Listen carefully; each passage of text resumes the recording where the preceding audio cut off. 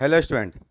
आज हम लोग क्लास 12 का एक बहुत ही इंपॉर्टेंट चैप्टर स्टार्ट कर रहे हैं। चैप्टर का नाम होगा केमिकल काइनेटिक्स। क्या नाम होगा? Chemical kinetics. केमिकल काइनेटिक्स को हम लोग हिंदी में कहते हैं रासायनिक गतिकी। हिंदी में क्या बोलते हैं? रासायनिक गतिकी। तो ये बहुत बेहतर चैप्टर है, फिजिकल केमिस्ट्री का ये चैप्टर है। टोटल क्लास 12 में आप लोग को 16 चैप्टर पढ़ना है। 16 चैप्टर में से फिजिकल चैप्टर में टोटल 5 चैप्टर आता है। अब 5 चैप्टर में से चौथा नंबर चैप्टर का नाम है केमिकल काइनेटिक्स। सबसे फर्स्ट चैप्टर है सॉलिड स्टेट, सेकेंड चैप्टर है सॉल्यूशन, थर्ड चैप्टर आता है इलेक्ट्रोकेमिस्ट्री और फोर्थ चैप्टर आता है क्या? Chemical kinetics. तो आज हम लोग जिस चैप्टर को शुरू कर रहे हैं उस चैप्टर का नाम क्या होगा? केमिकल काइनेटिक्स होगा। तो सबसे पहले चैप्टर का नाम आप लोग हेडिंग दीजिए, केमिकल काइनेटिक्स। केमिकल काइनेटिक्स जिसका हिंदी लिखिए रासायनिक गतिकी।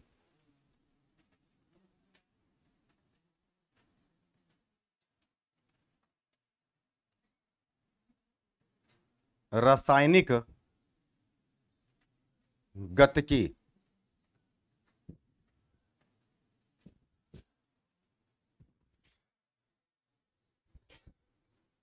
चैप्टर का हेडिंग देना है केमिकल काइनेटिक्स और हिंदी लिखना है रासायनिक गतिकी।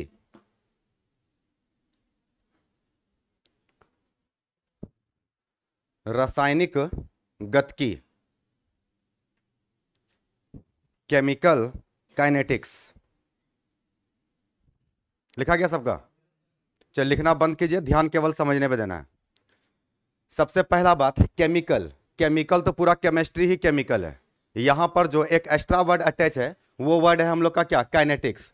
हम लोग को समझना होगा कि ये जो काइनेटिक वर्ड है, ये काइनेटिक वर्ड का क्या मतलब है। केमिस्ट्री तो पूरा केमिकल है ही। हम लोग एटम, मॉलिक्यूल या जिस चीज को भी हम लोग देख पा रहे हैं सारा का सारा चीज केमिकल है। जो खा रहे हैं, सांस लेना, सांस छोड़ना, ये सब चीज आता है किसमें? केमिकल में। तो हम लोग को इसमें जो नया टॉपिक है वो नया टॉपिक का नाम क्या है? काइनेटिक्स। तो सबसे पहले जानो कि ये काइनेटिक वर्ड जो है ये एक ग्रीक वर्ड है और ये ग्रीक वर्ड बना है किससे? ये बना है कनिस से। KINESIS। किससे बना है? कनिस से। तो याद रखना कि काइनेटिक वर्ड जो है इसका निर्माण किससे हुआ है? कनिस से। और ये जो कनिस है, इस कनिस का मतलब होता है गति, स्पीड। इसका मतलब क्या होता है? स्पीड। या फिर इसी को हम लोग बोलते हैं मोशन, या फिर इसी को हम लोग बोलेंगे मूवमेंट, या इसी को बोलेंगे वेलोसिटी। तो याद रखना कि काइनेटिक वर्ड जो है वो बना है किससे? कनिस से। और कनिस का मतलब होता है गति। तो जो चैप्टर हम लोग को रासायनिक अभिक्रिया के गति का अध्ययन कराएगा उस चैप्टर को नाम दिया गया है केमिकल काइनेटिक्स। तो इस चैप्टर में हम लोग रासायनिक अभिक्रिया के गति का अध्ययन करेंगे। किसका अध्ययन करेंगे? गति का अध्ययन करेंगे। मतलब कि रिएक्शन अलग अलग टाइप का होता है। कोई रिएक्शन स्लो होता है, कोई रिएक्शन फास्ट होता है। तो हर टाइप का रिएक्शन है। तो हर टाइप के रिएक्शन को समझने के लिए इस चैप्टर को बनाया गया है। और इस चैप्टर में हम लोग केमिकल रिएक्शन के स्पीड को जानेंगे। ऐसा समझो कि मान लो कि हम लोग को लोहा में जंग लगाना है, तो लोहा में जो जंग लगेगा वो तुरंत लग जाएगा क्या? नहीं लगेगा। तो बताओ सोच करके ये स्लो होगा कि फास्ट होगा? स्लो रिएक्शन होगा। और अगर हमको कागज में आग लगाना हो तो क्या होगा? फास्ट रिएक्शन होगा, क्योंकि तुरंत लग जाएगा। तो इसका मतलब रिएक्शन का जो स्पीड होता है ना, हर रिएक्शन का स्पीड अलग अलग होता है। हर रिएक्शन का स्पीड अलग अलग होता है। तो इस चैप्टर में हम लोग केमिकल रिएक्शन के स्पीड को मेजर करने वाले हैं कि कौन सा रिएक्शन स्लो चलेगा, कौन सा फास्ट चलेगा, कौन सा मॉडरेट चलेगा। तो वो सारे रिएक्शन को हम लोग जिस चीज में देखेंगे उस चैप्टर का नाम क्या होगा? Chemical kinetics. बताओ काइनेटिक वर्ड किससे बना है? कनिस से बना है। कनिस एक ग्रीक वर्ड है। कैसा वर्ड है? ग्रीक वर्ड है। और जिसका मतलब क्या होता है? स्पीड। जिसका मतलब क्या होता है? स्पीड। इसी को मोशन बोलेंगे, इसी को वेलोसिटी बोलेंगे। हिंदी में गति बोलेंगे या वेग बोलेंगे? गति बोलेंगे या क्या बोलेंगे? वेग बोलेंगे। क्या इतना बात समझ में आ गया?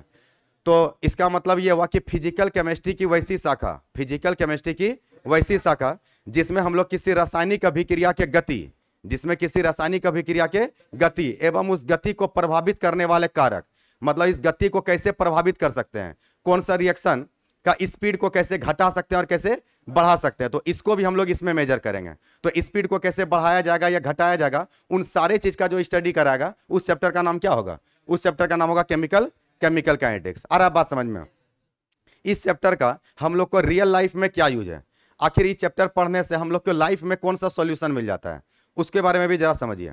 सपोज करो कि अगर मार्केट से वो ब्रेड खरीद के लाते हैं, तो ब्रेड जो खरीद के लाते हैं तो उस पर सेल्फ लाइफ लिखा रहता है कि ये जो ब्रेड है ना ये 4 दिन चलेगा, 5 दिन चलेगा। कभी गौर किया है क्या? मार्केट से जो ब्रेड खरीद के लाता है ना उस पर लिखा रहता है डेट, कि ये डेट जो है ना 5 दिन के अंदर ही ब्रेड को खा के क्या करना है? खत्म करना है। तो फिर आखिर कंपनी वाले को पता कैसे चलता है कि 5 दिन में क्या हो जाएगा? खराब होने लगेगा। 5 दिन के अंदर क्या होने लगेगा? खराब होने लगेगा। इसको बोलता है 5 दिन के अंदर खा के खत्म करना है। उसको भी छोड़ो, मार्केट से जो दवा खरीदते हैं, जितना दवा खरीदते हैं सब में एक्सपायरी डेट लिखा रहता है क्या? तो एक्सपायरी डेट लिखा रहता है, तो किसी में ज्यादा, किसी में कम। तो इसका मतलब कुछ ऐसा चीज है जो कि स्पीड को बता रहा है कि कौन सा दवा कितने दिन में एक्सपायर हो जाएगा। तो वो सारे चीज का पता चलता है किस चैप्टर से? Chemical kinetics. तो याद रखना कि इस चैप्टर का दवा में काफी ज्यादा यूज किया जाता है। जितना भी मेडिसिन बनता है मार्केट में, उस सारे मार्केट में हम लोग को सेल्फ लाइफ लिखता है। तो कैसे पता चल जाता है कंपनी वाले को कि ये दवा 6 महीना में खत्म होगा या फिर 5 महीना में एक्सपायर होगा, 1 साल में एक्सपायर होगा? तो वो एक्सपायरी डेट क्या बता रहा है कि रिएक्शन स्लो चलेगा कि रिएक्शन क्या चलेगा, फास्ट चलेगा। और भी कुछ एग्जांपल समझते हैं। हम लोग मार्केट से जूस खरीद के लाते हैं। अगर मार्केट से समझ लो कि एप्पल का जूस ले आए या अनार का जूस लेते आए निकाल करके, अगर उस अनार के जूस को तुम अपने घर में निकालेगा और निकालने के बाद उसको अगर तुम ठीक से 6 घंटा 7 घंटा तक नहीं पिएगा ना, तो वो अनार का जूस क्या होने लगेगा? खराब होने लगेगा। और वही अनार का जूस को मार्केट में कंपनी वाला भी बेचता है, डिब्बा वाला अनार का जूस बेचता है कि नहीं बेचता है? बेचता है। और उसको तुम 6 महीना तक रखेगा, वो खराब नहीं होगा। तो आखिर तुम भी अनार का जूस निकाला, सामने में निकाला, तुम्हारा जो जूस है वो 6 घंटा में क्या हो रहा है? खराब हो रहा है। और जो डिब्बा वाला जूस मिल रहा है वो 6 महीना तक क्या हो रहा है? चल रहा है। तो आखिर ऐसा क्या चीज उसमें मिलाया जा रहा है? तो उसमें मिलाया जा रहा है कुछ ऐसा पदार्थ मिला जा रहा है, कुछ ऐसा केमिकल मिला रहा है जो उसके रिएक्शन को क्या कर दे रहा है? स्लो कर दे रहा है। उस रिएक्शन को स्लो कर दे रहा है। तो याद रखना कि ये कैसे स्लो होगा, कैसे फास्ट होगा, इस सारे चीज का स्टडी कौन चैप्टर करवाता है? केमिकल काइनेटिक्स रहता है। बात समझ में आ रहा है? तो लोग कहेगा कि खाली चैप्टर को पढ़ना मतलब रटने का बात नहीं है, समझना है कि रियल लाइफ में कहाँ का यूज हो रहा है। तो जितना भी दवा बन रहा है उसमें यूज हो रहा है, जितना भी खाने पीने का पदार्थ उसमें भी इसका यूज हो रहा है। बात समझ में आ रहा है? एक मार्केट से टमाटर खरीद के लाओ और उसको धूप में ले आकर रख दो, मालूम चलेगा कि 1-2 दिन के अंदर वो टमाटर क्या हो गया है? खराब हो गया है। और उसी टमाटर को फ्रीजर में रखो, तुम्हारा 15 दिन तक टमाटर ठीक रहेगा। मतलब फ्रीज में रखने पे वही टमाटर 15 दिन चल रहा है, और उसी को धूप में ले आने पे कितना हो रहा है? 1 से 2 दिन के अंदर वो क्या हो रहा है? खराब हो जा रहा है। बात समझ में आ रहा है? इसका मतलब कि इन्वायरमेंट का भी केमिकल रिएक्शन में प्रभाव पड़ता है। कौन सा केमिकल रिएक्शन स्लो चलेगा, फास्ट चलेगा, ये तुम्हारे टेम्परेचर पे भी डिपेंड करता है। किस पे डिपेंड करता है? टेम्परेचर पे। अगर तुम खाना बना रहा, टेम्परेचर को कम रखा है, तो तुम्हारे खाने बनने का स्पीड भी क्या रहेगा? कम रहेगा। और अगर उसके टेम्परेचर को ज्यादा कर देंगे तो उसके खाने बनने का स्पीड भी क्या हो जाएगा? बढ़ जाएगा। बात समझ में आ रहा है? इसका मतलब टेम्परेचर जो वो रिएक्शन की स्पीड को बढ़ा भी सकता है और घटा भी सकता है। तो केवल टेम्परेचर ही नहीं, अगर हम प्रेशर का बात करें या फिर वॉल्यूम का बात करें, कैटलिस्ट का बात करें, उत्प्रेरक का बात करें, तो उत्प्रेरक हो गया, ताप हो गया, सांद्रण हो गया, दाब हो गया, ये सब जो है ना, ये सब केमिकल रिएक्शन को प्रभावित करता है। ये सब केमिकल रिएक्शन को क्या करता है? प्रभावित करता है। तो याद रखेगा कि जो भी केमिकल रिएक्शन को प्रभावित करता है उसका भी स्टडी इसी चैप्टर में करने वाले हैं। तो ये बताओ चैप्टर ऑर्गेनिक का है कि इनऑर्गेनिक का है? इनऑर्गेनिक का चैप्टर है। अरे फिजिकल का ना चैप्टर है, जरा होश में रहना है। किसका चैप्टर है? फिजिकल का चैप्टर। तो फिजिकल का चैप्टर है तो फिजिकल केमिस्ट्री की वैसी शाखा, भौतिक रसायन की वैसी शाखा, जिसमें हम लोग किसी रासायनिक अभिक्रिया के गति एवं उस गति को प्रभावित करने वाले कारक का प्रायोगिक एवं सैद्धांतिक अध्ययन करते हैं। तो वैसे शाखा को ही केमिकल काइनेटिक्स कहते हैं। बात समझ में आ रहा है? ये प्रायोगिक और सैद्धांतिक क्या अभी तुम लोग पढ़ रहा है ना, ये सैद्धांतिक है। और इसी चीज को जाके घर में एक्सपेरिमेंट करेगा तो वो कौन सी हो जाएगा? प्रायोगिक हो जाएगा। तो कहता है केमिस्ट्री केवल सैद्धांतिक चीज नहीं है, प्रयोग भी किया जाता है ना। तुम बहुत अच्छा चिकन बनाने के लिए किताब में पढ़ लिया और कभी चिकन बनाया ही नहीं तो ठीक से बन जाएगा क्या? नहीं बनेगा। इसका मतलब वो कुछ चीज प्रैक्टिस पे भी डिपेंड करता है। तुम बहुत अच्छा से पढ़ने के बाद भी जब फर्स्ट टाइम उसको बनाने के लिए जाएगा तो कुछ ना कुछ मिस्टेक हो जाएगा। तो कहता है कि दोनों अध्ययन जरूरी है, एक तो थियोरिटिकल भी जरूरी है, सैद्धांतिक भी जरूरी है, और अगला क्या? प्रायोगिक भी जरूरी है। तो दोनों तरह का जब एक्सपेरिमेंट मिलेगा तब जाकर के केमिस्ट्री का सही रियल वैल्यू निकल करके आएगा। तो चैप्टर का नाम केमिकल काइनेटिक्स है। तो सबसे पहला क्वेश्चन यही लिखेंगे, केमिकल काइनेटिक्स क्या है या किसे कहते हैं? क्वेश्चन लिखो।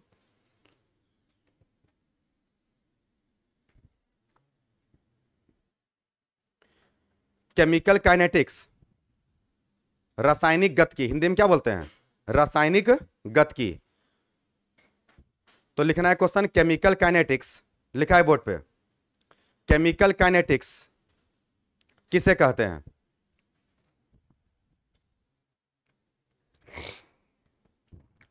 केमिकल काइनेटिक्स किसे कहते हैं? क्वेश्चन लिखा है क्या? लिखा गया। लिखना आंसर में, आंसर में लिखना physical chemistry, physical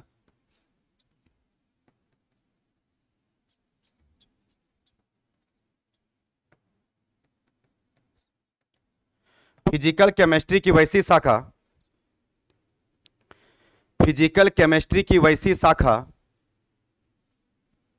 physical chemistry की वैसी शाखा जिसमें, फिजिकल केमिस्ट्री की वैसी शाखा जिसमें किसी रासायनिक अभिक्रिया,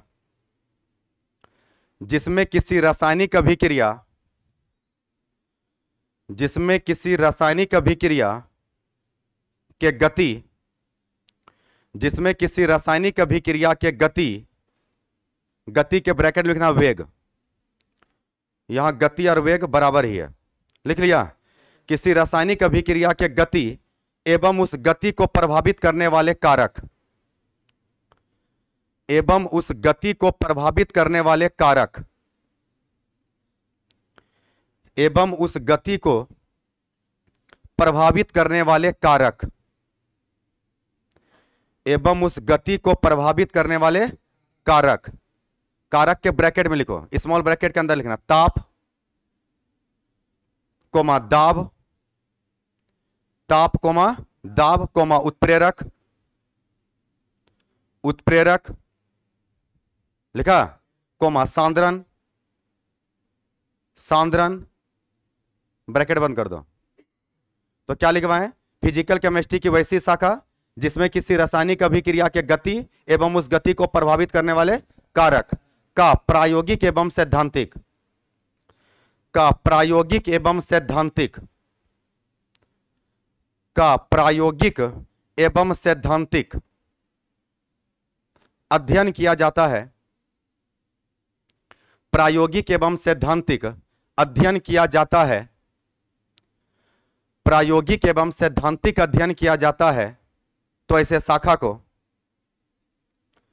तो ऐसे शाखा को केमिकल काइनेटिक्स कहते हैं, तो ऐसे शाखा को केमिकल काइनेटिक्स कहते हैं, तो ऐसे शाखा को क्या कहते हैं रे? केमिकल काइनेटिक्स कहते हैं। लिखा गया? क्या कोई दिक्कत नहीं है? अब जरा बताओ कि काइनेटिक वर्ड किससे बना है? कनिस से। कनिस कैसा वर्ड है? ग्रीक वर्ड है, ग्रीक वर्ड है, ग्रीक वर्ड है।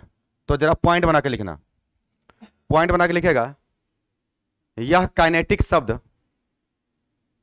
यह काइनेटिक शब्द, यह काइनेटिक शब्द एक ग्रीक शब्द, यह काइनेटिक शब्द एक ग्रीक शब्द, एक ग्रीक शब्द कनिस, लिखा है बोर्ड पे, KINESIS। यह काइनेटिक शब्द एक ग्रीक शब्द कनिस से बना है, कनिस से बना है, जिसका अर्थ, कनिस से बना है जिसका अर्थ गति, जिसका अर्थ गति या वेग, गति या वेग होता है, जिसका अर्थ गति या वेग होता है। क्या कोई दिक्कत? तो इसका मतलब चैप्टर से समझ में आ रहा है ये हम लोग को कि इस चैप्टर में हम लोग केमिकल रिएक्शन में रिएक्शन के स्पीड को पढ़ेंगे। रिएक्शन किसको पढ़ेंगे? स्पीड को पढ़ेंगे। तो हम लोग ये समझो अब कि स्पीड के बेसिस पर, इस स्पीड के बेसिस पर, स्पीड के बेसिस पे जानो कि रिएक्शन का 3 टाइप है। स्पीड के बेसिस पे रिएक्शन कितना टाइप है? 3 टाइप है। 3 टाइप में पहले टाइप का नाम रखेगा फास्ट रिएक्शन, दूसरे का नाम होगा स्लो रिएक्शन और तीसरे का नाम होगा मॉडरेट रिएक्शन। तो याद रखना कि गति के आधार पे प्रतिक्रिया को क्या भाग में बांटा गया है? 3 भाग में। किसमें किसमें? स्लो रिएक्शन, फास्ट रिएक्शन और moderate reaction. Slow reaction, fast reaction और मॉडरेट रिएक्शन। तो इसका मतलब सर स्पीड के बेसिस पर हम लोग 3 भाग में बांटेंगे। तो सबसे फर्स्ट रिएक्शन लिख रहे हैं हम लोग slow reaction, SLOW, slow reaction, REACTION reaction. तो याद ना स्लो रिएक्शन, हिंदी में कहते हैं इसको मंद अभिक्रिया। क्या बोलते हैं? मंद अभिक्रिया। लिखना नहीं, अभी लिखवाएंगे। दूसरे का नाम है फास्ट रिएक्शन, फास्ट रिएक्शन। तो दूसरे का नाम है फास्ट रिएक्शन।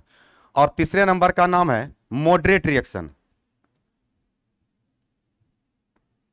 क्या क्या हो रहा है बार बार? Moderate reaction. तो रिएक्शन का कितना टाइप होगा? 3 टाइप होगा, एक होगा स्लो रिएक्शन, एक होगा फास्ट रिएक्शन और एक क्या होगा? Moderate reaction. तो याद रखना कि गति के आधार पर प्रतिक्रिया क्या प्रकार का? 3 प्रकार का, मंद अभिक्रिया, तीव्र अभिक्रिया और मध्य दर अभिक्रिया। मंद अभिक्रिया, तीव्र अभिक्रिया और क्या? मध्य दर अभिक्रिया। पहले समझते हैं फिर बाद में लिखेंगे। क्या है स्लो रिएक्शन? तो कहता है वैसा रिएक्शन जिसको पूरा होने में सप्ताह, महीना या साल लग जाए। कुछ सप्ताह में हो जाए, कुछ महीना में हो जाए या कुछ साल में हो जाए, तो वैसे रिएक्शन को नाम क्या दे दिया है? वैसे रिएक्शन को नाम दे दिया है स्लो रिएक्शन। इसका सबसे बेस्ट एग्जांपल है लोहा में जंग लगना। हर किताब का सबसे पहला एग्जांपल क्या देता है? लोहा में जंग लगना। मान लो कि ये लोहा है और इसको तुम खड़ा होकर के जंग लगा रहा है, लग जाएगा क्या? हो सकता है तुमरे में जंग लग जाए। लोहा में जंग लगने में क्या लगेगा? बहुत समय लग जाएगा। तुमरे में उससे पहले जंग लग जाएगा, हाथ पर दर्द करने लगेगा। तो याद रखना है कि लोहा में जो जंग लगना है ना, तो लोहा में जंग लगना जो है ये बहुत स्लो रिएक्शन है। और इससे भी स्लो रिएक्शन होता है कि कोयला का हीरा में बदलना। कोयला के खान से हम लोग हीरा निकालते हैं, इसका मतलब यह हुआ कि हजारों सालों में कोयला ही बदल जाता है किसमें? हीरा में। तो उसको रखते हैं वेरी स्लो रिएक्शन। उसको क्या बोलते हैं? Very slow reaction. तो याद रखना स्लो रिएक्शन को ही वेरी स्लो रिएक्शन भी कहते हैं। स्लो रिएक्शन को ही क्या बोलते हैं? वेरी स्लो रिएक्शन कहते हैं। तो हम लोग कोयला से हीरा या हीरा से ग्रेफाइट, ये सब जो चेंज होता है ये हजारों सालों में कन्वर्ट होता है। तो हजारों साल लगता है। तो ऐसे रिएक्शन को हम लोग इस चैप्टर में नहीं पढ़ेंगे क्योंकि इस जरूरत से ज्यादा स्लो है। नहीं लग रहा है क्या?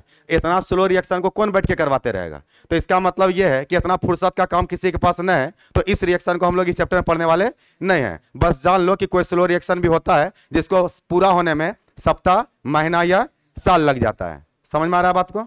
उसके बाद दूसरा नंबर जो रिएक्शन उसका नाम क्या है? Fast reaction. कहता है फास्ट रिएक्शन को पूरा होने में सेकंड का 1000वां भाग या उससे भी कम समय लगता है। सेकंड का 1000वां भाग। सेकंड अपने आप में बहुत बड़ा समय है? कहता है यस सर। सेकंड बहुत बड़ा समय है? नहीं है। एक तो अपने बहुत छोटा, अब बोलता है उसका भी कितना भाग? 1000वां भाग। उतना समय लगता है इस रिएक्शन को क्या हो जाने में? पूरा होने में। तो इसका मतलब ये जरूरत से ज्यादा फास्ट है, एक जरूरत से ज्यादा स्लो है और एक जरूरत से ज्यादा फास्ट है। तो कहता इतना फास्ट कौन रिएक्शन होता है जो सेकंड के 1000वां भाग में हो जाएगा? मतलब तुमको घड़ी दाबने का भी समय नहीं मिलेगा, जितना देर में तुम घड़ी दाबेगा तब तक में रिएक्शन हो जाएगा। तो कहता है इतना फास्ट रिएक्शन कौन होता है? तो इतना फास्ट रिएक्शन होता है इलेक्ट्रॉन का लॉस और गेन। इलेक्ट्रॉन का लॉस और गेन। हम लोग जानते हैं कि धातु इलेक्ट्रॉन को लॉस करता है और वो धातु इलेक्ट्रॉन क्या करता है? ग्रहण करता है। कहता है इलेक्ट्रॉन जो लॉस और गेन होता है ना, ये सेकंड के 1000वें भाग में हो चुका होता है, ये इससे भी कम समय में होता है। यह डायनामाइट का फूटना, डायनामाइट का फूटना, या फिर एसिड और बेस का रिएक्शन। एसिड और किसका रिएक्शन? बेस का रिएक्शन। तो ये सारा रिएक्शन आता है, ये सारा आता है किसमें? फास्ट रिएक्शन में। तो फास्ट रिएक्शन का 2 एग्जांपल बढ़िया से याद रखना। पहला एग्जांपल जितना भी आयनिक रिएक्शन है, जितना भी कौन रिएक्शन है? आयनिक, मतलब जिससे प्लस और क्या बनेगा? माइनस। अब प्लस माइनस बनेगा तो इलेक्ट्रॉन का लॉस गेन होगा, प्लस माइनस होगा तो इलेक्ट्रॉन का लॉस गेन भी होगा। तो याद ना कि जितना भी आयनिक रिएक्शन है वो सब फास्ट रिएक्शन है, और जितना भी एसिड बेस रिएक्शन है, अम्ल का प्रतिक्रिया क्षार से, अम्ल का प्रतिक्रिया क्षार से बनेगा लवण और जल, बनेगा लवण और क्या? जल। तो वो भी रिएक्शन किसके अंतर्गत आएगा? Fast reaction. तो एक हो गया स्लो और एक हो गया फास्ट। तो इस जरूरत से ज्यादा स्लो है, आई जरूरत से ज्यादा फास्ट है। बात समझ में आ रहा है? इसलिए काम का जो है ना, वो काम का कौन रिएक्शन है? Moderate reaction. तो इस चैप्टर में जो डिटेल में पढ़ते हैं वो डिटेल में किसको पढ़ते हैं? Moderate reaction. तो मॉडरेट रिएक्शन सर किसको कहेंगे? तो वैसा रासायनिक प्रतिक्रिया जिसको कि पूरा होने में, जिसको कि क्या होने में? पूरा होने में सेकेंड, मिनट या आवर लगे। कुछ सेकेंड में हो जाए, कुछ मिनट में हो जाए या कुछ घंटा में हो जाए। बात समझ में आ रहा है? हम लोग जो घर में खाना बनाते हैं ये कौन सा रिएक्शन होगा? मॉडरेट रिएक्शन होगा। अगर शरबतो बना रहे तो कम से कम 2-3 मिनट का समय लग रहा है, अगर कोई खाना बना रहे तो उसमें आधा घंटा 1 घंटा का समय लग रहा है। तो दुनिया में जितना भी भोजन बन रहा है वो सारा रिएक्शन किसका एग्जांपल है? मॉडरेट रिएक्शन का एग्जांपल है। क्या आप लोग को बात समझ में आ रहा है? तो ध्यान रखना कि गति के आधार पर प्रतिक्रिया क्या प्रकार का? 3 प्रकार का। कौन कौन है? स्लो रिएक्शन, फास्ट रिएक्शन और मॉडरेट रिएक्शन। स्लो रिएक्शन को ही कुछ किताब में लिखता है very slow reaction, fast reaction को ही कुछ किताब में लिखता है वेरी फास्ट रिएक्शन। तो याद ना उसके आगे वेरी लग सकता है क्योंकि जरूरत से ज्यादा स्लो है या जरूरत से ज्यादा क्या है? फास्ट है। क्या इतना बात समझ में आया? चलो क्वेश्चन लिखो। क्वेश्चन लिखना, गति के आधार पर प्रतिक्रिया के प्रकार का वर्णन करें। गति के आधार पर प्रतिक्रिया के प्रकार का वर्णन करें। गति के आधार पर प्रतिक्रिया के प्रकार का वर्णन करें। गति के आधार पर प्रतिक्रिया के प्रकार का वर्णन करें। लिखा क्या? लिखना आंसर में। गति के आधार पर, गति के आधार पर गति के आधार पर प्रतिक्रिया 3 प्रकार की होती है। गति के आधार पर प्रतिक्रिया 3 प्रकार की होती है। गति के आधार पर प्रतिक्रिया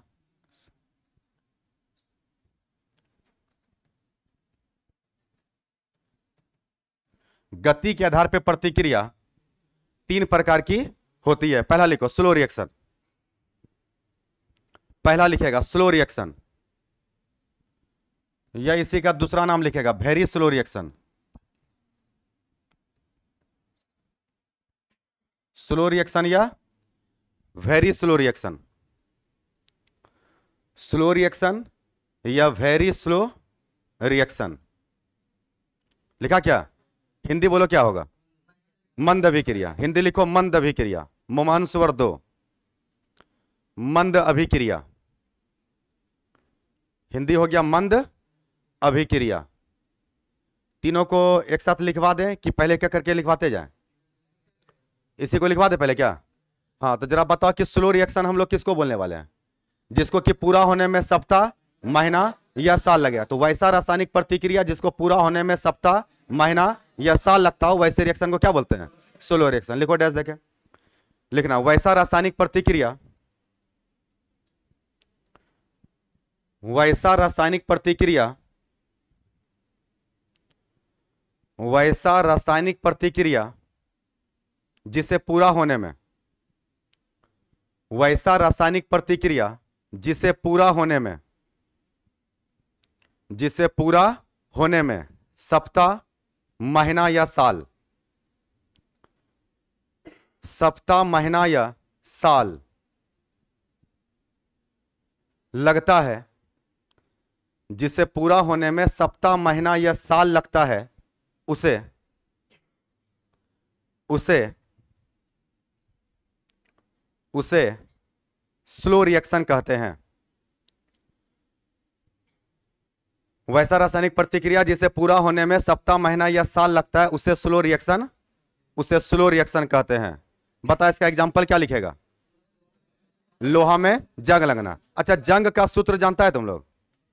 जंग का सूत्र जानता है? जंग, रस्ट, रस्ट जो है, रस्ट, RUST, रस्ट, हिंदी में इसको क्या बोलते हैं? जंग, है ना। तो लोहा में जो जंग लगता है ना, तो जंग का सूत्र होता है, और वो सूत्र होता है Fe2O3 इंटू XH2O।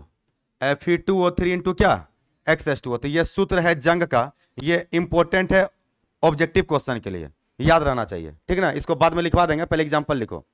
पहले एग्जांपल लिखना, लोहा में जंग लगना, रस्टिंग ऑफ आयरन, लोहा में जंग लगना, रस्टिंग ऑफ आयरन,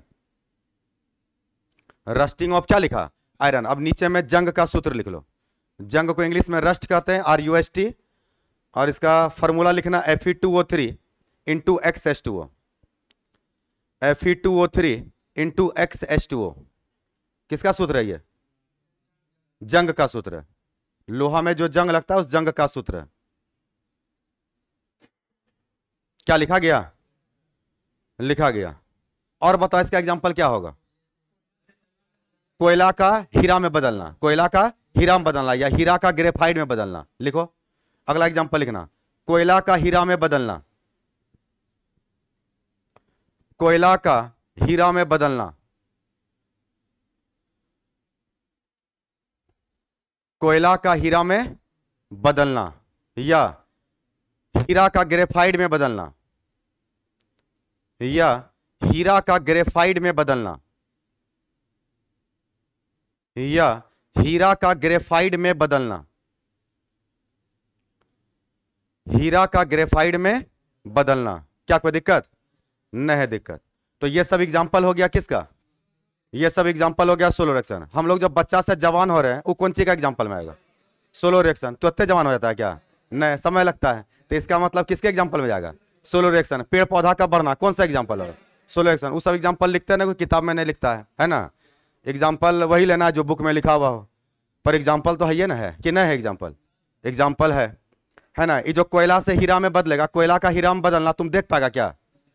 हो सकता है कि वो जब तक बदलेगा उतना देर में हम ही लोग बदल जाएं, नहीं बदल जाएंगे हैं? वो बदलने में हजारों साल लगेगा, उसके पहले तो कितना पीढ़ी खत्म हो जाएगा। तो याद रखना स्लो रिएक्शन जो है, स्लो रिएक्शन जो है ये जरूरत से ज्यादा स्लो है, इसलिए चैप्टर में इसका कोई काम नहीं है। तो आइए दूसरा नंबर प्रकार में, दूसरा नंबर प्रकार लिखिए फास्ट रिएक्शन। दूसरे नंबर प्रकार का नाम है फास्ट रिएक्शन। रिएक्शन को हम शॉर्ट में लिखेंगे आरएक्शन। रिएक्शन का शॉर्ट फॉर्म क्या है रे? आरएक्शन, फास्ट रिएक्शन, या इसी का दूसरा नाम हम लोग क्या बोल सकते हैं? Very fast reaction. कुछ किताब में इसी को लिखता है very fast reaction, very fast reaction. Hindi बोल इसका तीव्र अभिक्रिया, हिंदी लिखना तीव्र अभिक्रिया, तीव्र अभिक्रिया।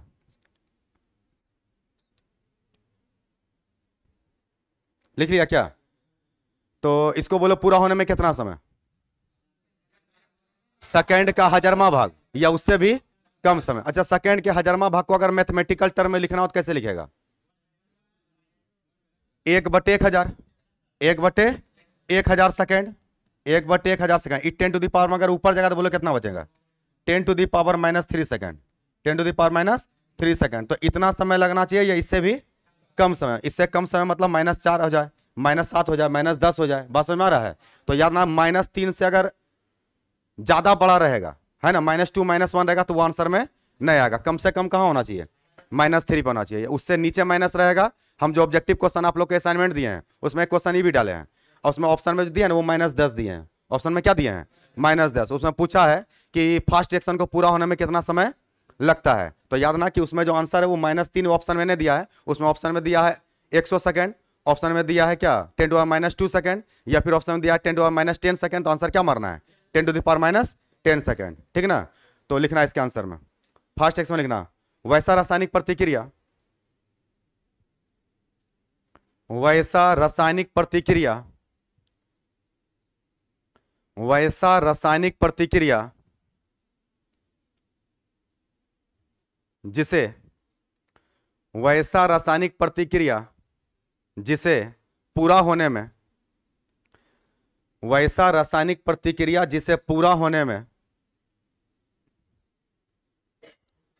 जिसे पूरा होने में सेकंड का 1000वां भाग, जिसे पूरा होने में सेकंड का 1000वां भाग, जिसे पूरा होने में सेकंड का 1000वां भाग या उससे भी कम समय,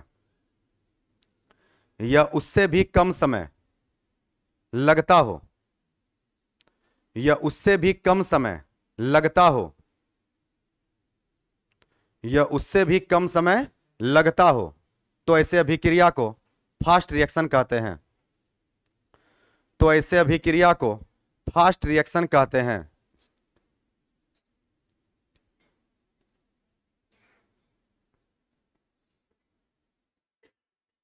लिख लिया क्या? तो ऐसे रिएक्शन कौन रिएक्शन कहते हैं? Fast reaction. अच्छा, इसका एक और नाम है, इसका एक और नाम है इंस्टेंटेनियस रिएक्शन। इंस्टेंटेन, जो इंस्टेंट हो जाए, जो तुरंत हो जाए, जो इंस्टेंट हो जाता है उसको हम लोग कौन सा रिएक्शन कहते हैं? उसको हम लोग कहते हैं फास्ट रिएक्शन। तो याद रखना कि इसी का एक और नाम है इंस्टेंटेनियस, INS, बीच में लिखना है TAN और TAN, और फिर लिखना है EOUS। तो इसको क्या पढ़ते हैं? Instantaneous reaction, instantaneous reaction. तो याद ना कि फास्ट रिएक्शन का ही दूसरा नाम कौन सी है रे? Instantaneous reaction. लिखो पॉइंट बना के, पॉइंट बना के लिखना, इसे इंस्टेंटेनियस, इसे इंस्टेंटेनियस INS, बीच में 2 बार टन करना है, और लास्ट में लिखना है EOUS, है ना, बीच में TN नहीं है टन क्या? हाँ, तो लिखना है instantaneous INS TAN EOUS, instantaneous. बहुत खांसी हो रहा है तुमको, जाओ वहां पानी पियो जाओ पहले।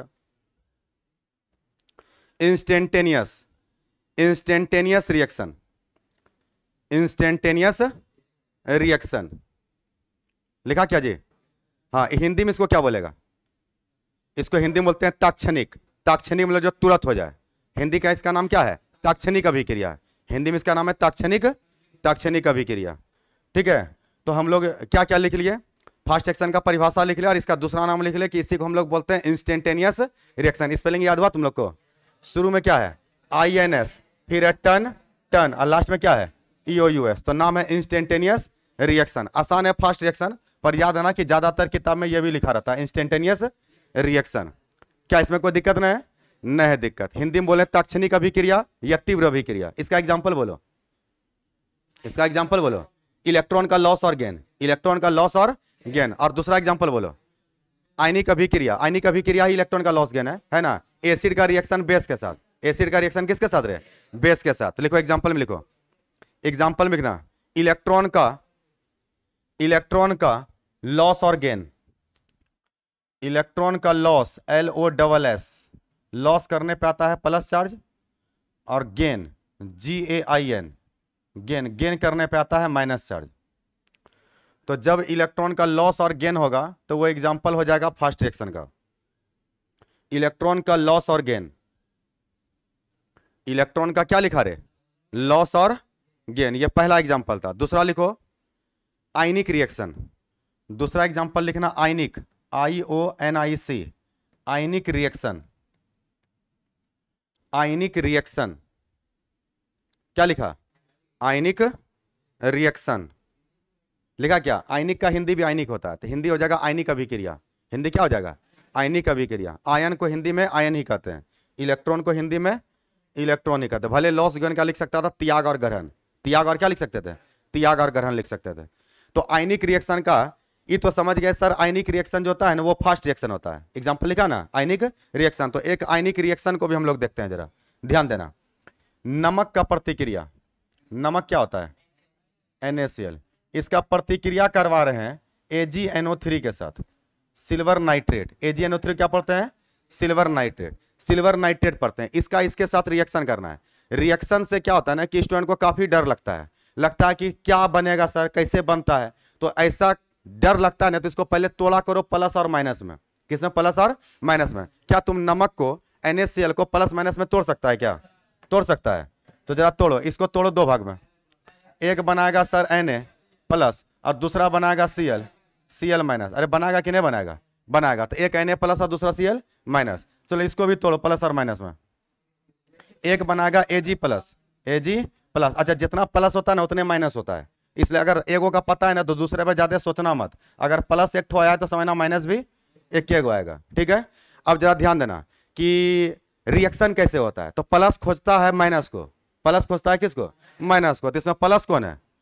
Na plus. तो ये अपना पार्टनर खोजेगा ना, तो ये अपना पार्टनर किसको खोजा? ये खोज लिया NO3 माइनस को। तो इसका मतलब बता ये दोनों मिलके क्या बनाने वाला है? NaNO3। क्या बनाएगा? NaNO3। तो अगर ये रिएक्शन हुआ तो सर पता चल गया कि अगला जो बनने वाला है ना वो बनने वाला है NaNO3। NaNO क्या बनने वाला है? 3। तो अगर सोडियम अपना पार्टनर खोज लिया है तो ये जो क्लोरीन नहीं भी तो अपना पार्टनर खोजेगा। तो ये किसको खोजेगा? ये खोज लिया Ag प्लस। क्या खोज लिया? Ag plus. तो ये बना दिया AgCl। क्या बना दिया? AgCl। इसका नाम है सिल्वर क्लोराइड। क्या नाम है? Silver chloride. समझ में आ रहा है कैसे कैसे रिएक्शन हुआ? तो प्लस का रिएक्शन किससे होता है? माइनस। रिएक्शन नहीं होता, आकर्षण होता है। आकर्षण। प्लस खोजता है किसको? माइनस को। तो याद ना, पहले यौगिक का प्लस दूसरे यौगिक के माइनस से जुड़ेगा, पहले यौगिक का माइनस दूसरे यौगिक के प्लस से जुड़ेगा। समझा रिएक्शन हुआ कैसे? अरे समझा कि नहीं समझा? समझा। तो याद रखना कि एक कैसा रिएक्शन है? आयनिक रिएक्शन है। और आयनिक रिएक्शन प्लस को माइनस खोजने में टाइम लगता है नहीं, तुरंत खोजता है। फास्ट रिएक्शन है। तो याद रखना कि ये एग्जांपल कौन से रिएक्शन में जाएगा? Fast reaction. तो याद रखना कि यही आयनिक रिएक्शन है।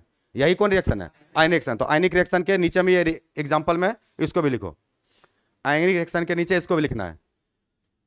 NaCl का रिएक्शन जब AgNO3 से करते हैं तो बनता है NaNO3 और प्लस AgCl।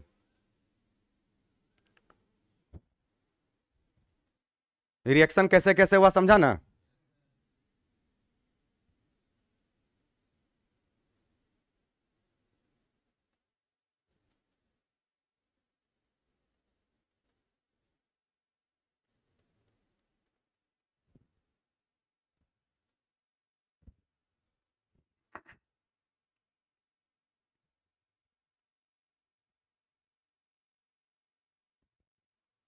तो ये स्लो है कि फास्ट है?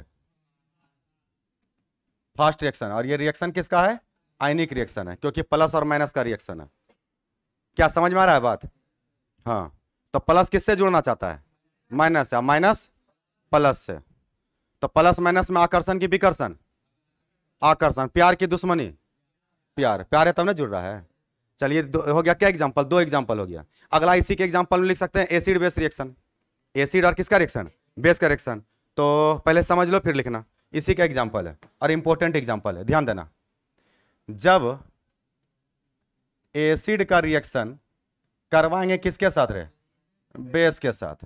तो एसिड का रिएक्शन अगर बेस के साथ करवाएंगे तो बनेगा साल्ट और प्लस में बनेगा क्या, वाटर। एसिड का रिएक्शन जब करवाएंगे साल्ट, एसिड का रिएक्शन करवाएंगे जब बेस के साथ तो बनेगा साल्ट और क्या, वाटर। कैसे पहचानेंगे कौन एसिड है कौन बेस है, एसिड में OH होगा, उल्टा बोलता है क्या, एसिड उसको बोलते हैं जिसमें क्या रहे, H+ रहे। तो अगर कोई यौगिक पानी में H+ दे सकता है तो उसको हम लोग एसिड कहते हैं। तो जो भी जल में घुल करके क्या दे दे, H+ दे दे, समझना कि वो क्या है, एसिड है। और जो भी पानी में OH- दे सकता है, समझना कि वो क्या है, बेस है। वो क्या है रे, बेस है। बात समझ में आ रहा है, बात समझ में आ रहा है। तो ध्यान रखना कि एसिड का रिएक्शन किससे करना है, बेस के साथ। अच्छा, अभी तक कितने तत्व का खोज हुआ है, 118 तत्व का। 118 में सबसे छोटा तत्व कौन है, हाइड्रोजन। सबसे छोटा तत्व कौन है, हाइड्रोजन। तो याद रखना कि हाइड्रोजन सबसे छोटा तत्व है। 118 में सबसे छोटा तत्व कौन है, हाइड्रोजन। तो पूछेगा सबसे छोटा तत्व का नाम बताओ, हाइड्रोजन। इसलिए हम इसको बेबी एटम बोलेंगे। कौन एटम बोलेंगे, बेबी एटम। बेबी एटम कौन है, हाइड्रोजन है। तो याद रखना कि हाइड्रोजन को क्या बोलते हैं, बेबी एटम बोलते हैं। जरा ठीक से ध्यान देना, इसका मतलब ये बेबी एटम है। कौन एटम है, बेबी एटम है। अब कोई भी हम लोग यहाँ पर एसिड लेते हैं, तो कोई भी एसिड लेते हैं तो जरा देखते हैं, किसी एसिड को ले लेते हैं। तो अगर हम लोग किसी एसिड को लेंगे तो सपोज करो कौन सा एसिड ले, सबसे छोटा एसिड है HCl। सबसे छोटा एसिड कौन है, HCl। नाम बोलो इसका, हाइड्रोक्लोरिक एसिड। Hydrochloric acid. हम लोग जो खाना खाते हैं ना, खाना जो पचता है वो कौन सा एसिड पचाता है, हाइड्रोक्लोरिक एसिड। ये सब छोटा छोटा पॉलिटेक्निक ITI के एग्जाम में पूछता है कि भोजन को पचाने में कौन से अम्ल का उपयोग होता है। या तो याद ना कि HCl का यूज होता है। किसका यूज होता है, HCl का। तो क्या ये एसिड है, क्या ये एसिड है, कैसे पहचानेंगे। जैसे ही पानी में जाएगा क्या दे देगा, H+ दे देगा। अगर H+ दे देगा समझ जाना कौन सी है, एसिड है। समझ जाना क्या है, एसिड है। अब कोई बेस लेते हैं, इसका रिएक्शन करवाना है किससे, बेस से। तो बेस में OH आना चाहिए ना, तो ले लेते हैं NaOH।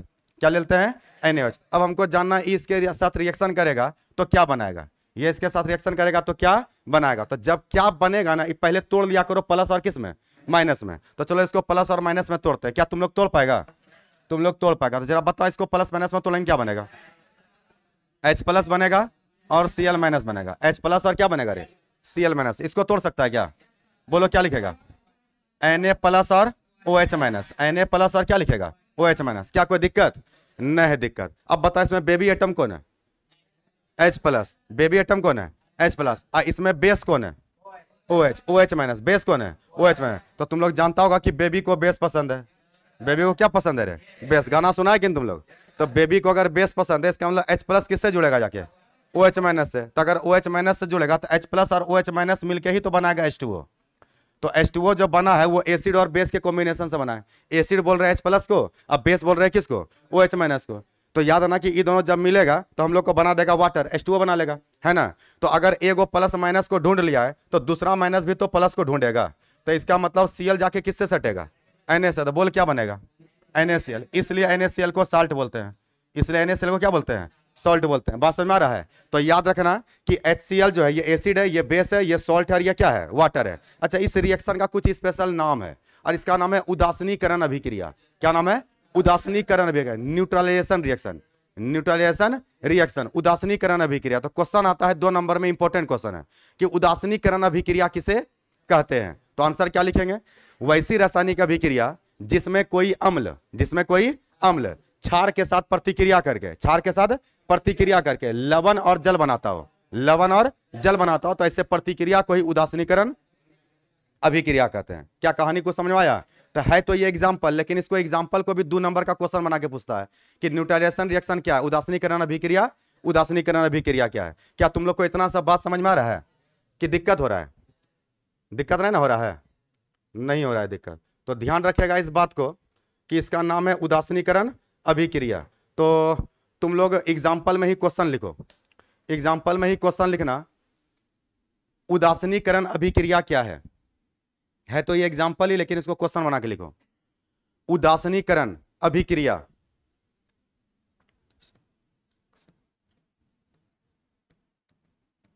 इंग्लिश में क्या बोलते हैं? Neutralisation reaction. ब्रैकेट में इंग्लिश लिख लेना, न्यूट्रलाइजेशन रिएक्शन। हिंदी क्या लिखा? उदासीनीकरण अभिक्रिया। उदासीनीकरण अभिक्रिया लिखा तुम लोग क्या? तो बताओ इसमें किसका रिएक्शन किसके साथ आए? इसमें हम लोग का रिएक्शन, एसिड का रिएक्शन किससे? बेस से। अब बनेगा क्या? सॉल्ट और वाटर। सॉल्ट और क्या बनेगा रे? वाटर। लिखना वैसा रासायनिक अभिक्रिया, वैसा रासायनिक अभिक्रिया, वैसा रासायनिक अभिक्रिया, वैसा रासायनिक अभिक्रिया जिसमें, वैसा रासायनिक अभिक्रिया जिसमें अम्ल, जिसमें अम्ल, जिसमें अम्ल क्षार के साथ प्रतिक्रिया कर, याद रखना क्षार को भस्म भी कहते हैं। क्षार को क्या बोलते हैं? भस्म। क्षार के ब्रैकेट में भस्म लिख लेना। भस्म क्या? बाबा जी का भभूति। OH माइनस को, OH माइनस को यहां क्या बोला है? लिखा क्या? वैसा रासायनिक अभिक्रिया जिसमें अम्ल, जिसमें अम्ल क्षार के साथ प्रतिक्रिया कर, क्षार के साथ प्रतिक्रिया कर लवण और जल, लवण और जल, लवण और जल का निर्माण, लवण और जल का निर्माण करते हो, लवण और जल का निर्माण करते हो, तो ऐसे अभिक्रिया को उदासीनीकरण अभिक्रिया कहते हैं। तो ऐसे अभिक्रिया को उदासीनीकरण अभिक्रिया कहते हैं। तो ऐसे अभिक्रिया को उदासीनीकरण अभिक्रिया कहते हैं। तो ऐसे अभिक्रिया को उदासीनीकरण अभिक्रिया कहते हैं।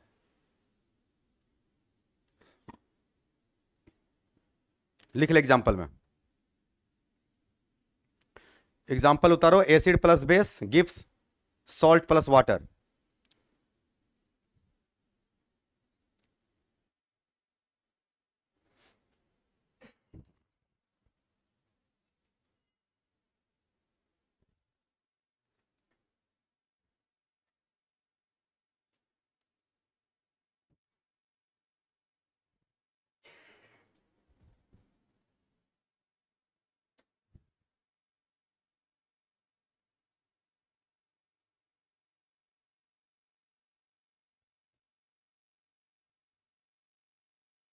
लिख लिया क्या? तो एकलौता एग्जाम्पल होगा ये? और भी है? और है तो बताओ दूसरा एसिड हम लोग क्या ले लें? अगर और एग्जाम्पल है तो दूसरा एसिड बताओ। कोई एको एसिड का नाम जानता है? अमोनिया एसिड है। हाय तरीका।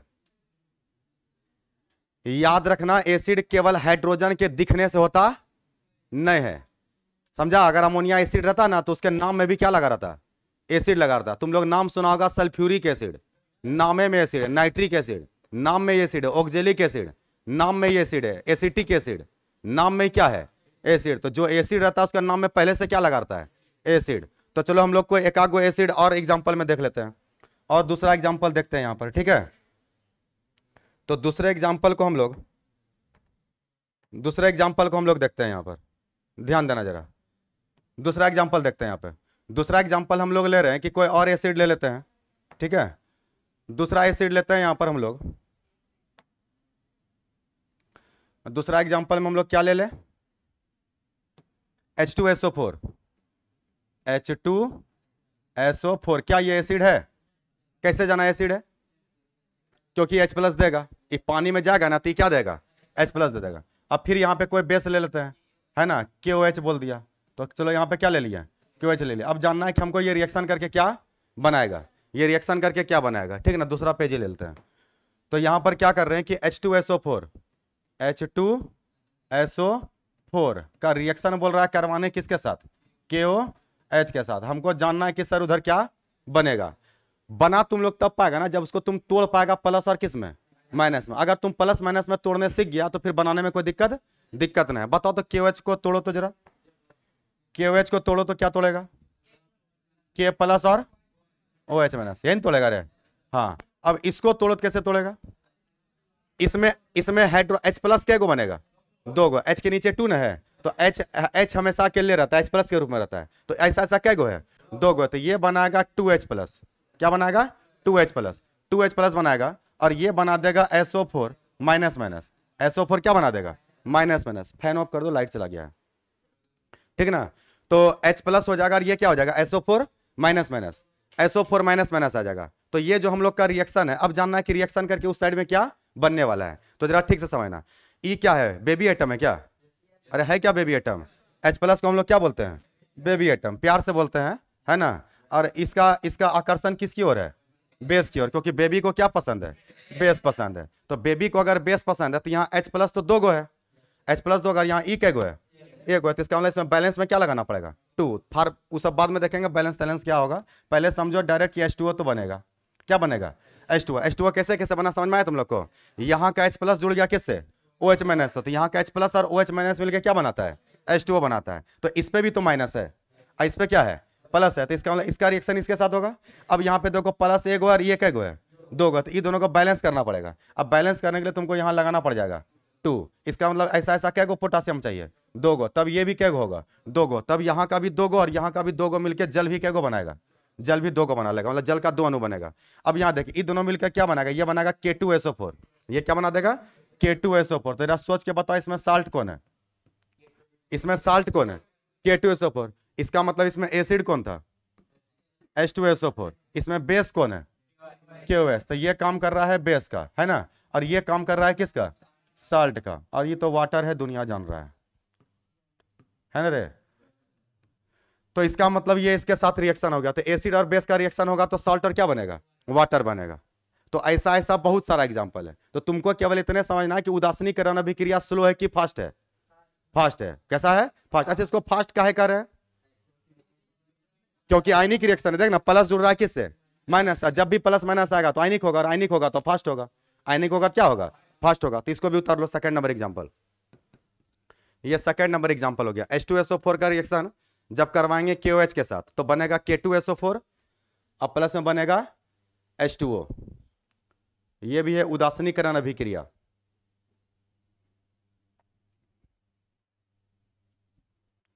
उदासीनीकरण अभिक्रिया।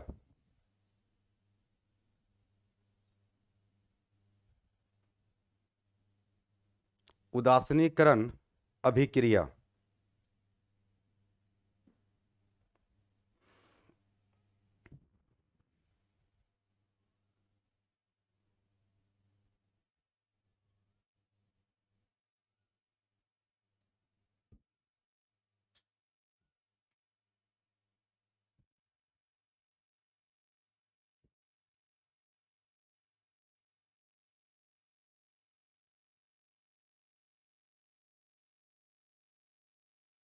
क्या लिख लिया? यहां तक लिख लिया। तो 2 गो टाइप हम लोग पढ़ लिए, स्लो और क्या पढ़ लिए? फास्ट पढ़ लिए। एक जरूरत से ज्यादा स्लो है, एक जरूरत से ज्यादा फास्ट है। तो काम का कौन है? मॉडरेट। काम का कौन है? मॉडरेट। बताओ उदासीनीकरण अभिक्रिया जो अभी पढ़ा, स्लो का था कि फास्ट का था? फास्ट का था। तो याद रखना इस बात को। तो तीसरा प्रकार हम लोग का एक बचा रह गया, जिसका नाम है मॉडरेट। MODERATE, मॉडरेट रिएक्शन, ठीक ना? हिंदी में कहते हैं मध्य दर अभिक्रिया। मध्य दर अभिक्रिया। तो तीसरा नंबर हेडिंग दो, मॉडरेट रिएक्शन। लास्ट टाइप है ये, moderate reaction. Moderate reaction. Moderate reaction. तो बोल इसको पूरा होने में कितना समय? सेकेंड, मिनट या आवर। जो कुछ सेकेंड में हो जाए, कुछ मिनट में हो जाए, या कुछ घंटा में हो जाए, तो उसको हम लोग बोलते हैं कौन रिएक्शन? Moderate reaction. हम लोग सांस ले रहे हैं क्या? छोड़ भी रहे हैं क्या? ये किस में जाएगा? Moderate reaction. क्योंकि कुछ सेकंड लग रहा है लेने में, कुछ सेकंड लग रहा है छोड़ने में। सांस लेना और छोड़ना ये भी एक तरह का प्रतिक्रिया है। हम लोग खाना खाते हैं, पछता भी है क्या? पछता भी है। तो पचना भी क्या है? मॉडरेट रिएक्शन है। बात समझ में आ रहा है ना? तो लिखना है इसमें, वैसा रासायनिक प्रतिक्रिया, वैसा रासायनिक प्रतिक्रिया, वैसा रासायनिक प्रतिक्रिया, वैसा रासायनिक प्रतिक्रिया जिसे पूरा होने में, जिसे पूरा होने में सेकेंड, मिनट या आवर, जिसे पूरा होने में सेकेंड, मिनट या आवर लगता हो, जिसे पूरा होने में सेकेंड, मिनट या आवर लगता हो, लिखा, सेकेंड, मिनट या आवर लगता हो, उसे मॉडरेट रिएक्शन कहते हैं। उसे मॉडरेट रिएक्शन कहते हैं। उसे मॉडरेट रिएक्शन कहते हैं। लिखा जी, उसे कौन रिएक्शन कहते हैं? Moderate reaction. मध्य दर अभिक्रिया कहते हैं। अच्छा, मध्य दर को ही याद, दर को ही वेग कहते हैं। इसको मध्य वेग अभिक्रिया भी बोल सकते हैं। कौन अभिक्रिया? मध्य वेग अभिक्रिया। चाहे मध्य दर बोलेंगे या मध्य वेग बोलेंगे। तो इसके एग्जाम्पल में क्या लिख सकते हैं? श्वसन क्रिया का होना, भोजन का पचना, भोजन का पकना। लिखो एग्जाम्पल में, एग्जाम्पल लिखो रे, श्वसन क्रिया, ब्रीदिंग। श्वसन क्रिया को इंग्लिश में क्या बोलते हैं? ब्रीदिंग। लिखना, श्वसन क्रिया का होना, श्वसन क्रिया का होना। दूसरा एग्जाम्पल लिखो, भोजन का पकना, भोजन का पकना, भोजन का पकना। अगला लिखना, भोजन का पचना, भोजन का पचना। भोजन का क्या रे? पचना। अगला लिखो, शरबत का बनाना, शरबत का बनना।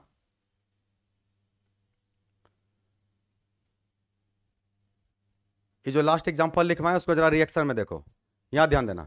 शरबत का हम लोग क्या मतलब समझते हैं? चीनी पानी, चीनी और पानी। तो जरा ठीक से देख, चीनी का सूत्र बोल, C12H22O11, है ना। इसका प्रतिक्रिया करवाना है पानी के साथ। पानी मतलब किसके साथ? H2O के साथ। तो जब चीनी पानी आपस में प्रतिक्रिया करेगा तो बनाता है ग्लूकोज और फ्रुक्टोज। क्या बनाता है? ग्लूकोज और फ्रुक्टोज। तो ये बना देता है C6H12O6। अब प्लस में फिर से बनाता है C6H12O6, C6H12O6। तो इसका नाम है ग्लूकोज, GLUCOSE। और इसका नाम है फ्रुक्टोज, FRUCTOSE। दोनों का फॉर्मूला भले सेम है, लेकिन याद रखना कि दोनों का जब स्ट्रक्चर पढ़ेगा तो दोनों का स्ट्रक्चर बिल्कुल अलग अलग होगा। दोनों का स्ट्रक्चर बिल्कुल क्या होगा? अलग अलग होगा। इसको हम लोग डिटेल में पढ़ेंगे बायोमोलिक्यूल चैप्टर में। कौन चैप्टर में? बायोमोलिक्यूल। ऑर्गेनिक का एक चैप्टर है 12 में ही, बायोमोलिक्यूल। वहां पर ग्लूकोज का भी स्ट्रक्चर पढ़ना है और फ्रुक्टोज का भी स्ट्रक्चर पढ़ना है, ठीक है ना। और ये रिएक्शन किससे क्या है? सुक्रोज से। इस चीनी को बोलते हैं सुक्रोज, सुक्रोज। तो यानी कि चीनी का प्रतिक्रिया जब पानी के साथ होता है तो बनता है ग्लूकोज और क्या? फ्रुक्टोज। अच्छा, 2021 में बिहार बोर्ड के ऑब्जेक्टिव क्वेश्चन में पूछा था कि स्वाद में सबसे ज्यादा मीठा कौन होता है?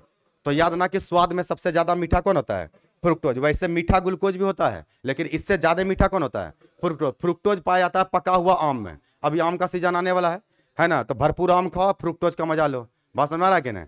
तो याद रखिएगा कि सबसे ज्यादा पका हुआ आम में जब जब आम ज्यादा मीठा लगने लगे, समझना उसमें फ्रुक्टोज का मात्रा बढ़ गया है। उससे फ्रुक्टोज का मात्रा क्या हो गया? बढ़ गया। आम को खाने का 2-3 फायदा है। पहला फायदा है कि मन को प्रसन्न रखता है। अगर ज्यादा टेंशन में जिंदगी गुजर रहा हो तो 2-4 आम को क्या करना है? खा लेना है। वो टेंशन को क्या करता है? टेंशन को कम करता है। ऐसे भी भोजन खाओ, थोड़ा सा दिमाग ठंडा हो जाता है। बात समझ में आ रहा है कि नहीं? और आम खाने से कुछ ज्यादा ठंडा हो जाता है। तो ध्यान रखना कि ये मिलता है पका हुआ आम में। अच्छा, ये ग्लूकोज मिलता है पका हुआ अंगूर में। पका हुआ किस में? अंगूर में। ये छोटा मोटा जो एग्जाम में पॉलिटेक्निक पैरामेडिकल सबका एग्जाम, उसमें पूछता है कि अंगूर के रस का सूत्र क्या होता है। तो अंगूर के रस का सूत्र यही होता है, C6H12O6, मतलब ग्लूकोज पाया जाता है। तो याद है ना कि अंगूर को इंग्लिश में क्या बोलते हैं? ग्लूकोज कहते हैं, ग्रेप्स कहते हैं। क्या बोलते हैं? ग्रेप्स। इसमें भी सोचना पड़ता है रे। अंगूर को इंग्लिश में क्या बोलते हैं? ग्रेप्स कहते हैं। ध्यान दे रहा। तो अगर ग्रेप्स कहते हैं तो ग्रेप से ही बना है, ग्रेप से ही बना है ग्लूकोज। ग्रेप से ही क्या बना है? ग्लूकोज। अब फ्रूट से बना है फ्रुक्टोज। फ्रूट से क्या बना है? फ्रुक्टोज। याद ना कि फ्रूट से आया है फ्रुक्टोज और ग्रेप से कौन आया है? ग्लूकोज। तो पूछेगा स्वाद में सबसे अधिक मीठा कौन है? तो याद ना फ्रुक्टोज। बात समझ में आ रहा है? तो अभी जो लिखा ना शरबत का बनना, इसको लिखो रिएक्शन नीचे, नीचे वाले ये वाला रिएक्शन लिखो।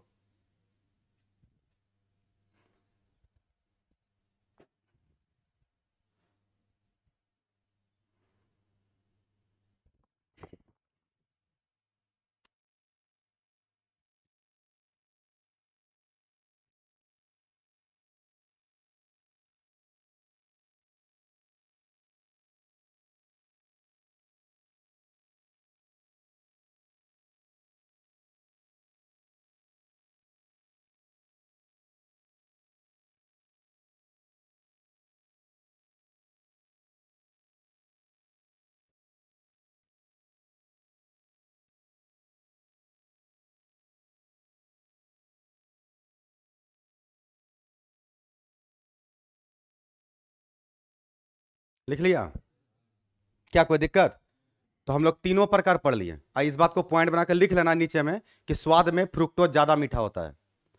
ऑब्जेक्टिव में पूछता है, इसलिए लिख लो, स्वाद में फ्रुक्टोज अधिक मीठा होता है। स्वाद में फ्रुक्टोज अधिक मीठा होता है। स्वाद में फ्रुक्टोज अधिक मीठा होता है। स्वाद में फ्रुक्टोज क्या होता है? अधिक मीठा होता है। क्या कोई दिक्कत? नहीं। तो आज हम लोग का पहला क्लास था, पहला दिन हम लोग पहला चैप्टर स्टार्ट किए हुए हैं, केमिकल काइनेटिक्स। सबसे फर्स्ट क्लास था, मेरे ख्याल से सब लोग को समझ में ठीक से आ गया होगा। रिवीजन भी करना है और कोई भी दिक्कत होगा तो अगले क्लास में इसको क्या करना है? पूछना है। और अगर अच्छा समझ में आया तो चैनल को क्या करना है? सब्सक्राइब करना है और दूसरे अपने दोस्त को भी शेयर करना है। वीडियो को शेयर करना है ज़्यादा से ज़्यादा और दूसरे से भी सब्सक्राइब करवाना है। क्या? तब कल मुलाकात होगा क्या? ठीक है, थैंक यू।